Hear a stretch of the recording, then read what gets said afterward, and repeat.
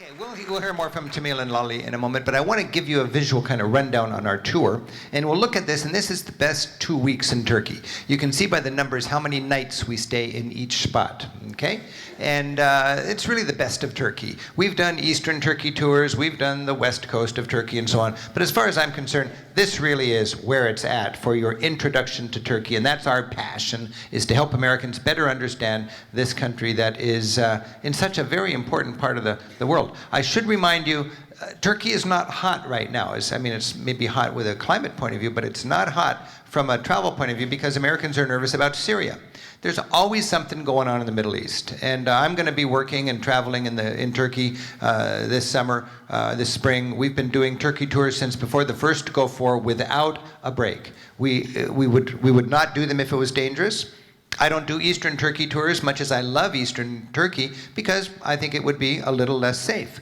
But as far as I'm concerned, traveling through Western Turkey, I'll put my company's sort of reputation on it and our company's well-being on it, frankly, is perfectly reasonable, okay? If there's something going on in Egypt or Palestine or Syria or Iran, Turkey's a huge country and I'm comfortable traveling there. I can't say where you're comfortable traveling. I'll tell you, tourism is down a little bit, but when you get there, you will be enjoying Istanbul with the lucky Westerners who are there, wondering, why isn't everybody here celebrating and partying like they are right now? We've been doing this for 15 or 20 years, and I'll tell you, you'll be thankful that you're brave enough, in spite of what's happening in an entirely different country that might scare other people away, to take this opportunity to enjoy Turkey. And frankly, I think it's more important than ever that we Americans go to a moderate, Western-looking Islamic nation like Turkey. So we'll start in Istanbul, and then we will take the bus over to the capital of Ankara, the modern capital. We'll then go into Cappadocia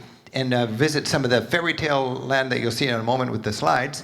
We'll go to a religious center called Konya. Then we go down to the Mediterranean coast where we see a beautiful city and take a boat ride and do some swimming. And then we'll go up for the greatest sites of ancient Greece. Remember, 2,500 years ago, this part of Turkey was part of Greece. It was called Ionia. And you've got Ephesus and lots of biblical history and lots of Roman sites and lots of Greek sites. We'll go to Aphrodisias, we'll go to Ephesus, and we'll finish in the cruise port of Cappadocia. And from there, you can travel more. You can go into the Greek Isles very easily. You can fly home from Izmir, or you can go back to Istanbul. Plenty of options. I've been going to Turkey ever since I was a kid. When I was 18 years old, I went to Turkey for my first time. And I just can't tell you how exciting and rewarding it is. This is way back from my first trip in Turkey. And when we go to Turkey, you start in Istanbul. In fact, we have a 1-week tour just of Istanbul. In my mind, there are 4 cities that really slam dunk deserve 1 week: London, Paris, Rome, and Istanbul. Clearly, we've tried other cities for 1 week. They're great. But Istanbul, Paris, London, and Rome, those are the ones without a doubt. Winter or any time of year, Istanbul for a week makes a lot of sense, and we find it's a popular tour. Lali and her husband have basically written the Rick Steves Istanbul book. I've traveled on it, I've updated it. I'm so thankful for the work they've done, and I know that it brings a lot of people a lot of travel joy, whether they travel with us or not, and that's due to Lali and Ton's passion for sharing their country with our countrymen here. This is a shot of Istanbul today that just captures the energy of that city. I was just there with a cruise ship. You can go there with thousands of people on a cruise ship and in 20 minutes walk right up to the top where you've got the big Grand Boulevard packed with people. But the best way to see Turkey, I think, is to be there rather than side tripping in from a boat, but to actually travel there. This is the main drag in the modern town of the city. Help me with the name of this street, Tamil? Istiklal Street. Istiklal Caddesi? Yeah. How do you say that, the whole thing in Turkey? İstiklal Caddesi. Istiklal Street, okay. And there's actually a tram right here. You can see the tram lines, but it's usually so crowded, the tram doesn't go. And it's crowded like this from noon until the wee hours of the morning, and it just gives you a feeling of the energy of that place. And to walk the whole length of Istiklal Caddesi and have your guide there to help you eat your way and sightsee your way and venture into side trips. So we write down this. There is nothing like it anywhere in Europe. And this is Europe. Remember, this is right where Europe and Asia come together. So we've got the main this is Lolly showing me around as I side tripped in there once without a group. We have the main makeup of Istanbul. You got the old town. This is the Bosporus that divides Asia from Europe.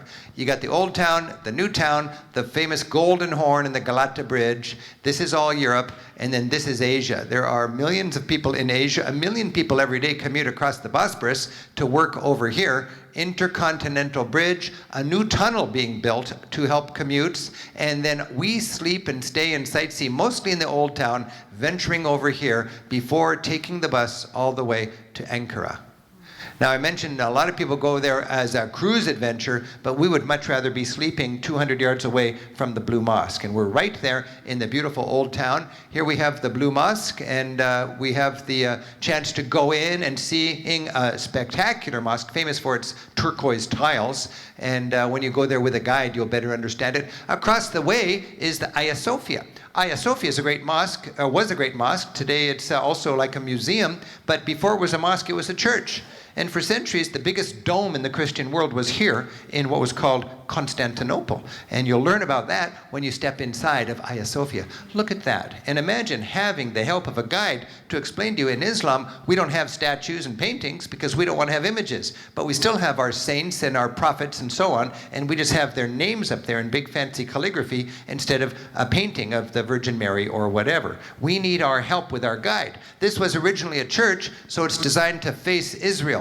But when it became a mosque, you pray not to Jerusalem, but you pray to Mecca. It'd be expensive to twist the whole building, wouldn't it? So they just did the budget trick of moving the prayer focus a little bit to the right.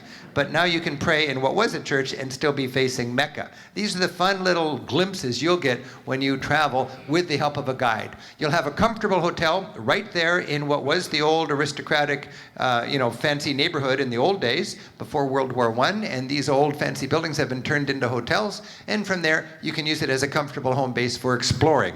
You got the Galata Bridge to connect you from the old town to the new town, and the famous Galata Tower. You've got the incredible Grand Bazaar, and talk about a huge shopping center. And I just love nothing more than I was going to say I love nothing more than getting lost wandering through here. One thing I love more than that is wandering through the Grand Bazaar with a good guide who can take me to the special little corners, translate and interpret for me, and show me the action that's happening here, because there's a lot going on in the Blue Mosque, or in the Grand Bazaar, that's for sure, and it helps to have your guide. I do want to remind you, you could fairly say nearly every other tour is taking you to the Grand Bazaar, salivating on a way to make their tour profitable by selling you stuff. We've already made our money off of you when you sign up. We're not going to make another penny. We take you to the Blue Mosque so you can have fun and get a good deal, or have fun and have a cultural experience. And we're not interested at all in any sort of kickbacks in your shopping. That's a fundamental difference, and it's a huge difference in the way you experience that, because you're reliant on your guide to take you to the spice market and show you an insight into the culture without worrying about how am I going to earn my living. Beautiful spice market. From Istanbul, we can hop on a boat and cruise up and down the Bosporus, which is a lot of fun. And they've got that mighty bridge connecting east and west. Beautiful ornate mosques. And then from the main square, we can walk and see the Topkapi Palace and get a sense of how the Ottoman Empire was really an empire that competed with the Habsburgs and the Hohenzollerns and the great European dynasties. In 1918, all of these great families were wiped off of the face of the map as the end of the old regime dynasties happened after World War I. And the Ottomans were one of those families that left now vast palaces that we can tour as we go. This is the Topkapi Palace, and inside of that and in various museums you'll get a good understanding of all of that Ottoman culture and the beautiful carpets and so on. There was a huge Christian slice of Istanbul's history, and there are some beautiful churches from back in the age of Justinian and so on, 600, 700, 800 years after Christ. You know, Rome fell in the West in the 5th century or 4th century, and the Emperor Constantine, I think it was in 312 or something, decided to retreat, and he went to the much more stable and sophisticated city that that was named after him, Constantinople. And the Roman Empire survived for 1,000 years in the East, with what we think of as Istanbul as the capital, after the West fell. And much of that was Christian, and there's some incredible, sumptuous Christian art that you will see in the Kora Church. and it helps to see that with the help of your tour guide. Istanbul has the same challenges as any great city. You've got wonderful public transportation to take advantage of, and trolleys and trams all around the town. Here we have that tram I was talking about, trying to get down Istiklal Caddesi.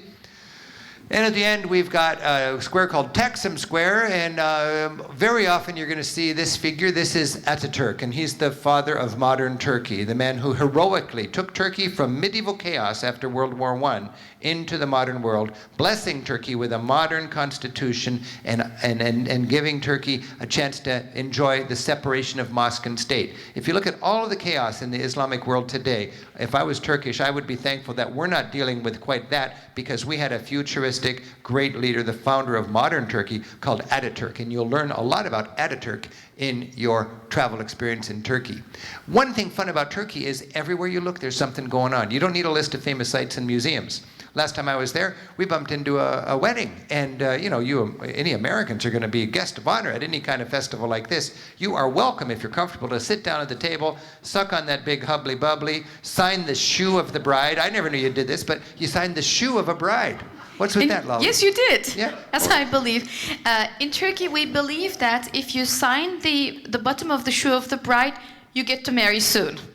Oh, I didn't. Nobody told me that.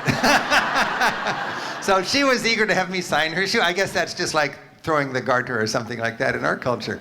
Okay, you've got so much history everywhere you look when you're traveling. This is Taksim Square, celebrating the George Washington of Turkey, and that would be Ataturk. Now, when you leave Istanbul, we have our orientation there. We're going to take the bus all the way to Ankara. And this was my guide last time I went. Mina and her husband, Mert, were our guides on this tour. And this is just a good example of all the... I've been on many of these tours with many different guides.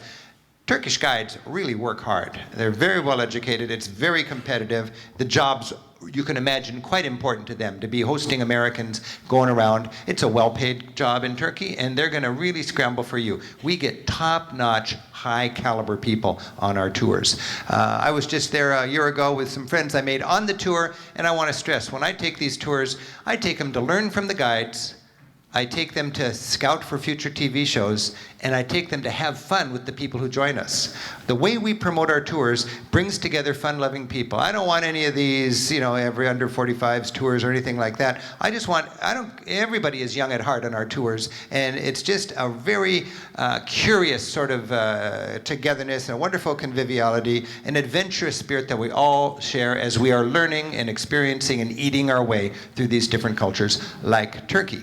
Now, here we are at the tomb of Ataturk, and there is nobody that has such an impact on any particular country in modern times that I can think of in a positive way as Ataturk in Turkey. And it's hard for us to imagine how Turks revere, is that the word? The impact of Ataturk that took them out of what I think of as the buffet line of European colonialism and helped Turkey become its own country. And to this day, Turkey is not living in Mr. Rogers' neighborhood. I mean, this is a rough and tumble corner of the world. And there's lots of difficulties, and Turkey has some black marks on its history, and nobody's going to dance around that or anything. But Turkey is struggling to be pluralistic, to have a division of church and state, in their case mosque and state, and to deal with all of the chaos around them as they've got the frightening rising tide of Islamic fundamentalism to their east. Just like we're dealing with fundamentalism, they're dealing with fundamentalism, and in Islam, it's quite a force to reckon with. You'll learn about that on your tour. Ataturk understood that back in the 1920s. In fact, Ataturk said, okay, nobody's going to go to church or mosque or synagogue until we all learn how to read and write. He outlawed all of that organized religion. Everybody had to get literate, and then now you can choose whatever religion you want. And it might be a little bit simplistic, but that was his modernizing with a heavy hand kind of approach to things. Today, 95% of Turkey is faithful Muslims, and Jews and Christians are welcome. So it's a very fascinating and powerful society to visit. At Ankara, you will also find the most important museum for the antiquities. Before you go into the countryside, you stop in Ankara and you go to this wonderful museum where you can see wonderful art treasures that go back, thousands of years, literally. And now we drive into Cappadocia. Cappadocia, and it's the place with these exotic fairy-chimney kind of results of erosion over the years, and people lived in troglodyte communities in these valleys. Imagine Bryce Canyon, with all sorts of churches built into the rocks and people who lived there centuries and centuries ago. I guess we have a little bit of that in the United States, and here you've got it in a Western sense, and it is quite an amazing experience, and our guides love to take us not only into these valleys, but up, climbing into the rocks, visiting the churches, and learning about those civilizations 1,000 years ago. This is just from last year with one of the tours that Lolly puts together. And here's Mine, our guide. And Mine was translating for the family that we were visiting. So we just took 20, it was a group of 20 people. We popped in and this lady hosted us. And we sort of invaded them for dinner. I mean, I'm sure Mina let them know we were coming, but we had all the classic things, and we had then my favorite thing, what I call reflections time, where we get to ask questions. The guide's no longer got the bully pulpit. The guide is the conduit between us and local people who we want to learn from and ask all sorts of questions. And the fun thing is it's a two-way street. The locals that we meet get to ask questions of us also, and it really is a lot of fun.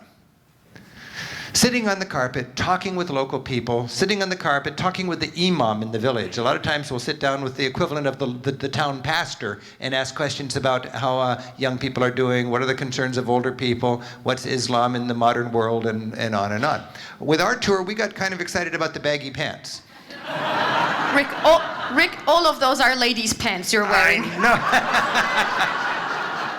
So I think I look pretty good in a pair of ladies' baggy pants there. So we went into the market, and for peanuts, you can buy all sorts of fun stuff. And somebody got the notion, let's all get our baggy pants. And I remember walking through the village to that woman's home, and we decided to dress up in our baggy pants. And the children just couldn't believe what they were seeing.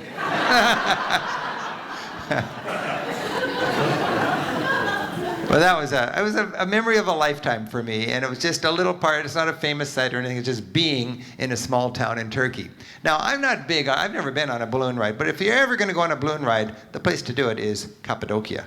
And we got up very early, and this is not included, right? This is an expensive extra. It cost a couple $100 or something. What does it cost? Yes, but it's available for the travelers to do it as guides. We explained when it can be available, what's the scheduling for it, what's the price of it, how you should dress, how you should get prepared to it. And if there are people wanting to experience it, we help them sign up to the appropriate ride and enjoy Cappadocia. And we get up at like 4 o'clock in the morning. It's still dark, and we drive there. If the weather gets the okay, we meet our captain. Who's my guy, Mustafa? Mustafa. And I hope we can film with him. Yes. We're going to go with the TV camera, and they fill it with hot air. All I had to do was talk into the balloon. And and then I'm no thrill seeker, I'll tell you. And I was a little nervous, but I thought, this has got to be all right. And as soon as it lifted off, I felt so secure. I felt so stable. And I realized how much mass air has, basically. And the whole sky was filled with colorful balloons as we glided through these valleys. And it was one of the most fascinating, wonderful memories I've ever had on the road. And I can hardly wait to go there again while I'm there this April with our TV camera. And if you go to Cappadocia and you want to, you can arrange that. And that's the fun thing in Turkey. If you want to, it's just bam, bam, you got a minibus waiting for you. They take you there, it's all done, and you're back in time for lunch, all right? Your guide will work with you. That's the fun thing about our tours. Then you go into the markets, and you get to shop around, and you'll find all sorts of interesting things. Then you got some free time to go into another town and challenge a local guy to a game of backgammon, have some tea, just sort of be a character and make some new friends. You can do this anywhere in Turkey, and that's one of the delights of Turkey for me. Carpets are a big deal. Most tour companies take you carpet shopping because they need to make some money. There's some serious money to be made in kickbacks for guides and carpet shopping. We have a chance when we do go carpet shopping, and we arrange it so our groups just get the net price. But I'm very stern and strict about this with my tour programs. Whenever there's a shopping opportunity, you're not a prisoner of that experience. We've got shuttle buses taking you back to the hotel whenever you want. I don't want to rush people who want to buy a carpet, but I don't want people who aren't interested to feel like they're stranded there. Of course, this is big business when they sell you these carpets, and we're talking $1,000 or more for a carpet, and you get we all get the educational experience, and you see the people making the carpets and how that's all done, which I find fascinating. And then you get your fancy sales pitch, and I ended up buying a carpet just last year. And I absolutely love it. We had 30 of our guides dancing on this carpet just a couple nights ago, and you can get the carpet of your dreams there for a very nice price if you like. Just walking through the streets of Turkey, any town has a magic you won't find elsewhere. Our hotels are going to be characteristic and well located. They're going to be actually, on balance, I would say they're more comfortable than our hotels in Europe. For one reason, Turkey just builds fancy stuff for the tourists, and we need a refuge. We need a place to help our ears stop ringing and just to have a little peace and quiet because there's so much commotion outside, and we want that refuge that our hotels provide. So we'll find very comfortable, modern facilities in the center of town. I really like that about the Turkey tour. A lot of times there'll be swimming pools, you'll have free time poolside, and then your guide will arrange for an excursion wherever you may be going. Your guide will help you know what to eat off of the street, and there's plenty of taste treats that way. And it's just eating your way through Turkey is part of the joy of traveling there. They have a wonderful cuisine, which is a lot of times you can just see what's cooking, and you just have some of that, some of that, and some of that. With the help of your guide, we think of that as an important part of the experience. Lots of family-style eating where everybody gets to try a lot of stuff, and I hear nothing but rave reviews about the food for our groups in Turkey.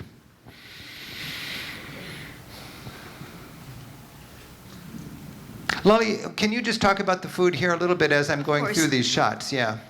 What do we see here? The plate that is on the right bottom corner has got some stuffed dried eggplants. You are familiar with the word dolma, if I say dolma to you. Dolma in Turkish means stuffed, and we like to stuff vegetables. We stuff eggplants, tomatoes, and peppers, not grape leaves. Although many people think that we stuff grape leaves also, we roll them, so it has got a different name. But we do different combinations of these vegetables. So in the bottom right corner, it's the eggplant dolma, stuffed eggplants. In the central plate, I see a salad that's made with tomatoes and zucchinis and some pepper. And on the left, the green thing is seaweed cooked in olive oil with garlic. And on the top one, there's another salad with red peppers. I see lettuce and cucumbers in it. Turkey is a big country, which is slightly bigger than Texas. We have a diverse geography and climate in our country. Because of this diversity, we can grow a number of different vegetables and fruits, and we get to enjoy them through the year. And in summer, here are the grilled peppers, and especially summer is the time that we have most of it, but through the year we can enjoy different vegetables and fruits and seafood as the country is surrounded with seas on three sides. We have two different kinds of vegetable dishes in Turkey. The vegetable dish, if it's a main course, we cook it with meat. If it is a starter, we don't put any meat in it, and we cook it with olive oil, and it's served cold. It's a starter plate. Main course, usually with meat, and it's served warm. Thank you, Lolly. I just wanted to make Lolly stand up and give a talk where she had no idea what was going to be the next slide. I think you did well. He loves doing it. Okay, so one of the highlights, along with all the food, is going down to Antalya, and then we have a boat rented with a captain, and they very carefully have a nice spread on the boat, and we get to be just having our fun in the sun day on the itinerary, and I just tell you, that was the most relaxing day for me of my entire last year of travel, was the day we had on the Mediterranean with our Turkish party boat, basically. And this was somebody's birthday. Happy birthday, Marie. All right. And be careful you don't get a sunburn. And then, in Kuzadashi, those who wanted to got their hammam experience. And this, for men and for women, is amazing. And I had traveled with these guys for 10 days at this point. I had never seen them so relaxed. We were all just like putty, laying there after our massage in a traditional Turkish massage. Here is Pamukkale, and this is a beautiful natural formation, and your guide knows just when to be there when the sun's setting, and you get gorgeous shots, and you actually have a chance to go exploring on that before going to Aphrodisias. And Aphrodisias is one of my favorite ancient sites. We get a good guided tour of the site, and then we get to the stadium. And here you can see our group sitting down with the guide, learning about what this was like, and then you've got a chance to actually do your 100-yard dash on an ancient Greek stadium at Aphrodisias. But there's a lot that a guide can say just about a stadium like this. And then we go to Ephesus. And Ephesus we know from the book of Ephesians and Paul and all of that. And what a thrill to be able to walk down the main drag of Ephesus. If you're curious, I made, with Lolly's help, an audio tour of Ephesus, which is one of the free audio walks that are at my Rick Steves Audio Europe app, because so many people just wander down there and don't know what they're looking at. It's nice to have the audio tour, but it's much nicer, trust me, to actually have one of our guides to show you down Ephesus. This is the great library of Ephesus. This is the main drag of Ephesus with all the cruise groups. Every umbrella here is with one of the cruise groups, and they just blitz it in a hurry.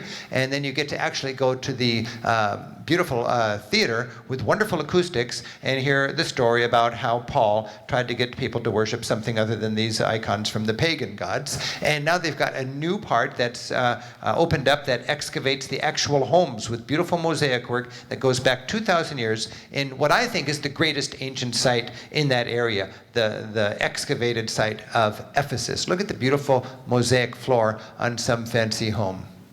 Then you can get back to Istanbul. I think that's basically what I wanted to cover on our itinerary. I really blissed it. We've got time for, I'd like Chamil and Lolly just to think about what I was talking there and what you would like to, if you'd like to add anything for helping people better understand our itinerary, and then we'll have some chance for Q&A. Chamil, do you have anything that you would like to add from what I was talking about? Grab the microphone if you don't mind. In Turkey, when I do tours in Turkey and Istanbul, the place that really excites me is Hagia Sofia. So I can say a few things about Hagia Sofia. It's the place where the dome that we know is used for the first time on a rectangular or a square building, 1,500 years old. And still the fourth biggest dome in the world. That is amazing. That's this one here, actually. That's right over there. And it's 56 meters high from the ground. And every time I go there, I really have fun talking about Hagia Sophia and all those minarets from the Muslim period after the conquest of Constantinople. And right across from it is the Blue Mosque, that's the imperial mosque with its 6 minarets.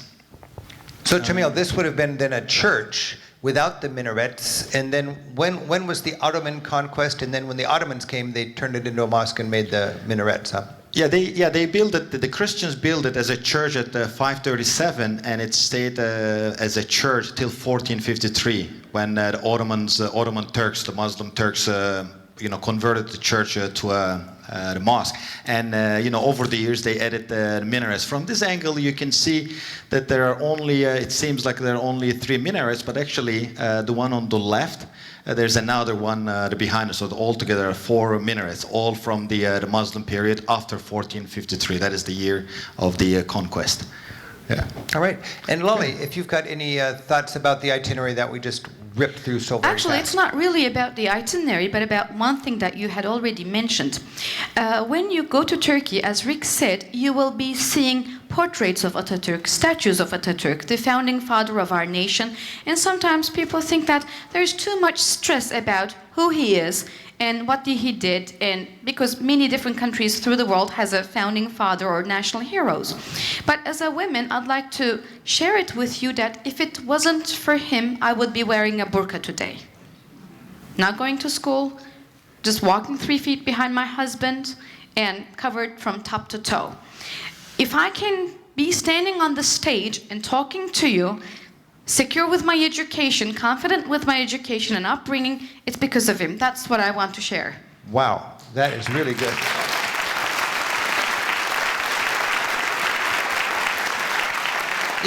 A lot of Americans don't appreciate the valiant struggles that are going on. We're lucky we had our revolution and we've had a lot of benefit, and you could say, we had a boost from all of our slave trade or all of our hard work or whatever, but we've had our own track for evolution and development. And I see Islam on a parallel track developing, and it's a real struggle. And we've come a long way in our society, and Islam is struggling and working in its society, and Turkey is a fascinating slice of that billion-person slice of our planet here. And when we go there, we can hear from people like Jamil and Lali about something you wouldn't appreciate. That Lali would be walking around like somebody in Iran had it not been for a courageous, charismatic man named Ataturk. So this is something that I just think is a real challenge and a very rewarding part of putting tours together. We have about 10 minutes, if you like, for Q&A. Is there any questions about anything that we can ask our guides? Yes, up in the corner. What's the weather like in October and November? What's the weather like in October and November? Lali, what would you say about the weather? Turkey has a diverse geography, hence comes with a diverse climate with it. In Istanbul, I think October is an excellent time to visit. It's about high 60s and 70s in October. The weather is very nice to sightsee. In central Turkey, in October and in November, it's slightly colder because the elevation is around 3,000 feet and away from the seas. The big mountain ranges around the country parallel to the sea does not let that warm climate get inland. So it's about in October I would say it would be around low 60s. In November around mid 50s and high 50s. But around the coastline in October it would be around low 70s and in the coastline on the Aegean and Mediterranean coastline. And in November it would be around mid 60s along the coastline. So that's the whole coastline would be typical as you'd think Mediterranean, like in Italy or something like that. But the stress there is the interior is really quite high, and it can be quite chilly in the winter. Yes, it is. And the most popular months that people travel to Turkey are actually May and September because that's when the weather is most pleasant, but that's also when it's very crowded. Although days are shorter, slightly shorter before May or later than September, you don't really lose any time or you don't miss anything because you don't wait the lines. So you get to have as much time each place you go. If you ask the question about from the point of a sightseer, from a traveler's point. Any other questions? Yes. Steve, is Izmir is considered to be near the Troy, the site of the historical? Izmir is south of Troy. Troy is up farther north. Izmir would be a big city where you could jump off for it. And we don't go to Troy on our tour, but it's something you could go to after the tour if you had an interest in that. Another question, yeah? Do you still visit the underground Christian hideout? Kaymakli, the underground city. Yes, we do. We go to Kaymakli. There's many different ways you can explore the subterranean intrigues of Cappadocia. And you've got the troglodyte dwellings. And you actually have, those weren't people hiding out. They were just living because that was the practical place to live, I think. But Christians actually fled persecution and burrowed down and had 5-story communities with hundreds and hundreds of people living there in air shafts and everything. It's incredible. And we're going to film that with, Lolly's going to take us filming there. And it's tough to film in black, dark caves, but we're going to try it. But you will all get to crawl through Kaymakli, yeah. When will we be able to see the April work on public TV? Oh, the April work, we're going to shoot in April, and it takes us 2 years to bring out a new series. This month we are debuting, or this season we're debuting the last 2 years' work. So it's basically in 18 months we'll be showing our new shows on Turkey. Right now we have, if you go to Hulu, and just search for Rick Steves and Turkey, you will see Central Turkey and West Turkey. Almost everything we've showed you here, you'll see filmed 10 or 12 years ago. If you want a vivid look at all of this, that might be interesting. I'm very excited about going back and getting it more up to date. Any other questions? Yeah. Are you doing villages of Turkey this year? We're not doing villages of Turkey anymore. We decided just to focus on the best of Turkey. That's the one where the demand is. And there's plenty of other tour companies that do different angles on Turkey. But my passion really is for sort of the best 2 weeks of Turkey. So that's what we're doing now. And we're able to offer a lot of those tours and staff them very well. Village tour, I mean, it's a great itinerary, but we're not doing that anymore. Yeah. Why not go to Troy? Well, we just have 13 days, and if you go to Troy, you'd have to miss something else. Frankly, I find Troy it's more famous than it is worth looking at. You get there and there's a big wooden horse, and then there's a lot of very, very obscure archaeological levels and stones. And if you're an archaeologist, you're thinking, oh, sacrilege to say that. But I find Aphrodisias and Ephesus much more visual and easy to get my brain around. But you could go to Turkey for the rest of your life and see great things. But Troy just doesn't make the first 2-week cut in Turkey as far as I'm concerned. I really want to focus more on living Turkey. I want to do a representative sample of the old stuff. But this tour that we do is plenty heavy on old stones. Yeah.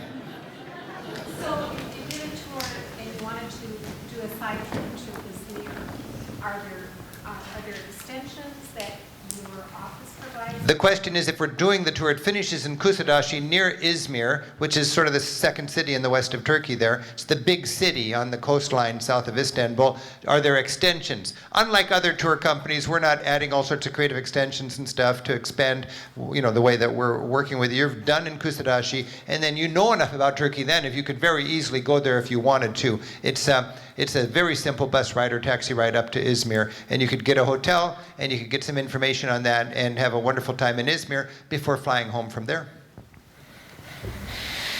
And yeah, oh here. How easy is it to rent a car and to drive around the coastline, over the Cappadocia? That's a good question. Lolly, if somebody wanted, the tour is finished in Cappadocia, you've seen our take on the best 2 weeks. If somebody wanted to rent a car, would that be a good idea, and how hard is it? It's very easy. If you want to do it before you leave home, most of the international car rental companies are also present in Turkey, such as big names that you might be familiar with. You can do bookings online, or if you are okay doing arrangements after you arrive in Turkey, you can do bookings through local companies. And near the hotel you're staying in Istanbul, there are several agencies you can deal with. It's pretty easy. Driving, if you have ever driven in Europe, and if you feel yourself confident about it, you can easily survive driving roads of Turkey. It's... You're laughing. Is it difficult to drive in Europe? Yes. Okay, well, it's not that bad. It's every year many people write me if it is okay for them driving through Turkey or not. It's something I encourage, especially for those of you that have taken a tour with us. During the tour, during the 2 weeks that you spent with me or with one of my colleagues, you learn so much about Turkey. Not only names and numbers, also about living, the practicalities of the country. So if you're able to maneuver a vehicle, a motor vehicle, you should be fine in Turkey. And we like you to go out there and keep discovering on your own, and we try our best to equip you with the necessary information during the tour. And it's easy to make arrangements.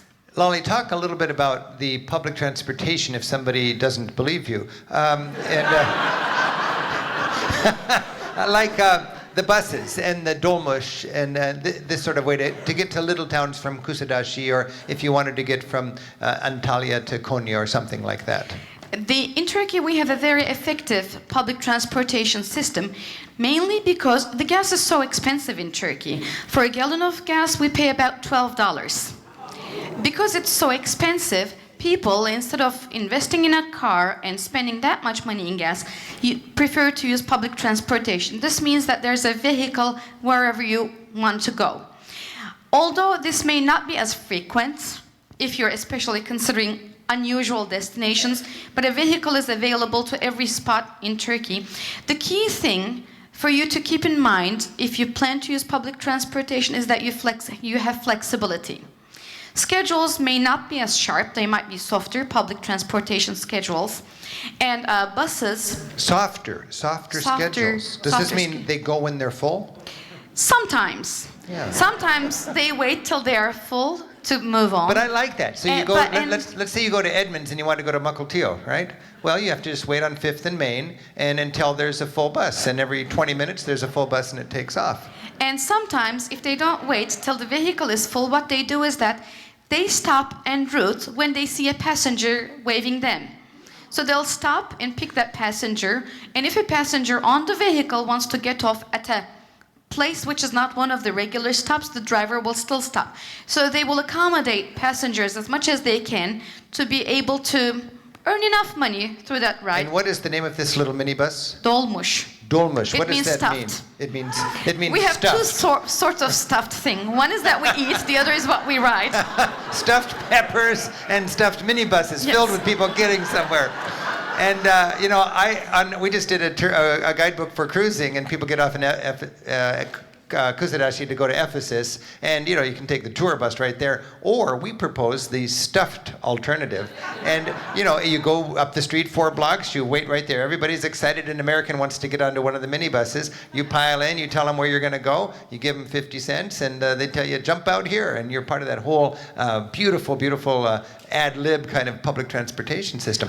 Thanks, Lali, for that. I would like to give the mic to Chamil and put him on the spot. Chamil, if you had a private guide or a private customer that you were taking through the Grand Bazaar, and you wanted to have a little interesting experience in the Grand Bazaar in Istanbul, where would you take them, and what would you experience? At the Grand Bazaar, I like visiting these old Hans. The caravansarais, we call it. It's old inns. We call them Hans. If it is in a city, if it is outside of a settlement, they're called caravansarai. So, anyways, there are little Hans caravansarais within the Grand Bazaar. So I really like visiting them. They're still, they're still melting the gold, the silver, and it's very interesting to see and to watch them, shape the metals, and then before you can actually see the silver and the goldsmithing going on, melting and around creating. Yeah. Great. And if you took somebody to the spice market, what would you have them taste?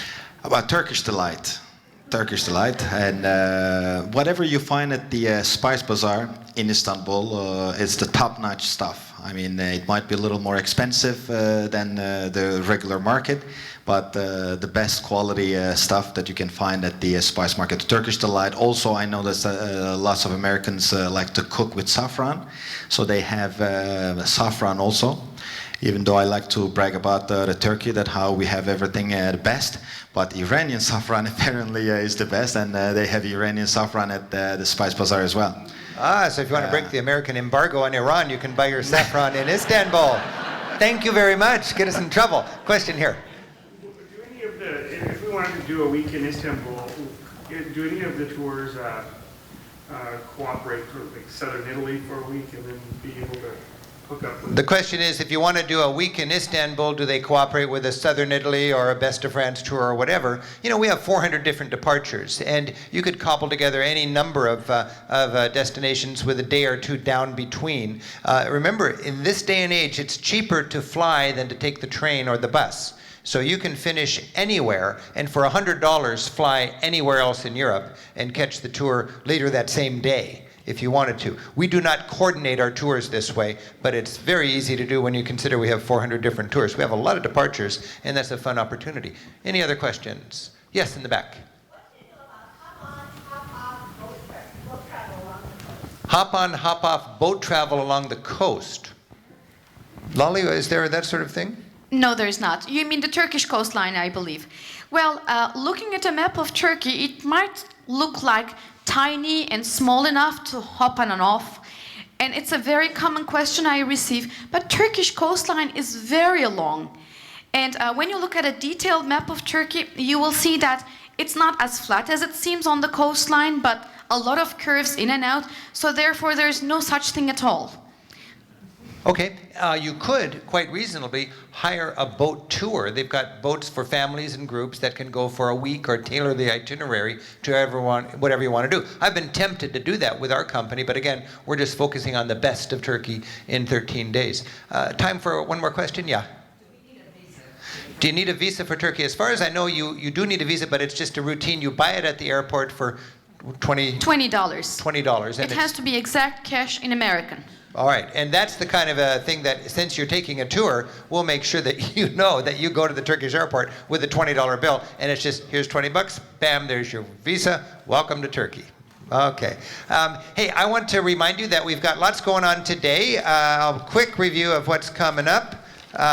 In this room, in 15 minutes, is the France tour talk.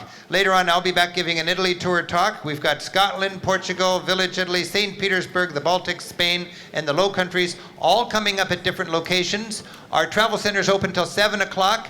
I'll be here for the crazy history of Europe through the back door at 7:30. Lali and Chamil are going to walk from the lobby directly down to the cantina, where you're welcome to talk with them in more detail about anything you'd like to know about Turkey, okay? Thank you, Lali and Chamil, and Thank you, all of you. Happy travels.